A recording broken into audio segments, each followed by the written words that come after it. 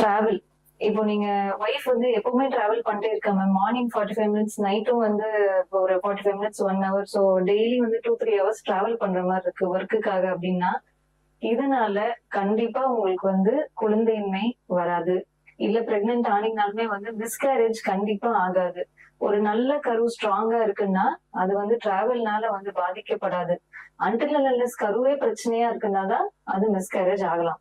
So நீங்க வந்து லோக்கல்ல பைக்ல போறது, இல்ல வந்து சின்ன டிராவல் ஏதோ ஒரு 20-30 கிலோமீட்டர்ஸ் டெய்லி போயிட்டு வரீங்க ஒர்க்குக்காகனா, you can continue doing all this if you planning for a pregnancy. More then 100 kilometres per day daily travel பண்றது அவாய்ட் பண்ணிக்கிறது நல்லது. ஹஸ்பண்டோட பாடி டெம்பரேச்சர் இல்ல ஒய்ஃபோட பாடி டெம்பரேச்சர் தொட்டாலே வந்து ஹீட்டா இருக்கு அப்படின்னா உங்களுக்கு பேபி நிக்காதா அப்படின்னு கேக்குறாங்க. சோ கண்டிப்பா உங்க பாடி டெம்பரேச்சர் கொஞ்சம் அதிகமா இருக்கிறதுனால நீங்க என்ன பண்ணணும்னா தண்ணி 3 லிட்டர்ஸ் குடிக்கணும்.